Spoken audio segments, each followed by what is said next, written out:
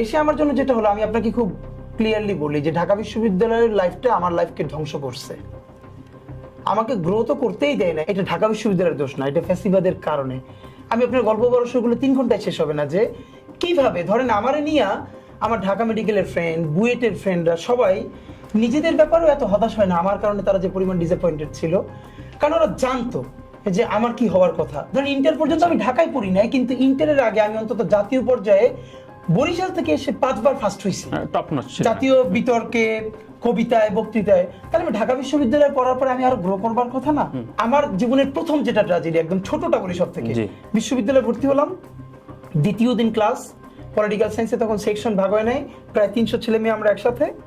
আমাদের একজন ফ্যাকাল্টি, উনি বিভিন্ন প্রশ্ন করতেছে, তো আমাকে একটা জিজ্ঞেস করলো, আমি উঠে বললাম একটা শব্দের উচ্চারণ ইংলিশ, আমি শুদ্ধ করে বললাম। উনি উঠেই বলল, মোল্লা মুন্সি ভুল বলছি, এসব করা যাবে না। উনি মানে আমার তখন আমি টুপি পরি, জামা পাজামা পরি, এবং এটা নিয়ে আমার কোনো দ্বিধা নাই। দেখেন, এইটা আমি সোয়াব মনে করি না, আমি মনে করি কালচারাল আইডেন্টিটি। এটা মানে এর মানে আপনি প্যান্ট শার্ট পরে আছেন, টি শার্ট পরে আছে, এটা পাপ না। আর ওইটা পড়লে অনেক সোয়াব হবে, ব্যাপারটা এটা না, এটা কালচারাল আইডেন্টিটির ব্যাপার। তো অক্সফোর্ডের ইংলিশ টু ইংলিশ পকেট ডিকশনারিটা ছিল, আমি দ্রুত পকেট ডিকশনারিটা বের করে শব্দটা আবার বের করলাম এবং দেখলাম আমি যেটা বলেছি এক্স্যাক্টলি ফনেটিক ডেসক্রিপশন ওটাই লেখা। তখন আমি দাঁড়িয়ে বললাম, এক্সকিউজ মি স্যার, মানে উনি আমাকে খুবই বাজেভাবে ট্রিট করেছিল। তো আমি লজ্জায় আমি ওনাকে দেখালাম।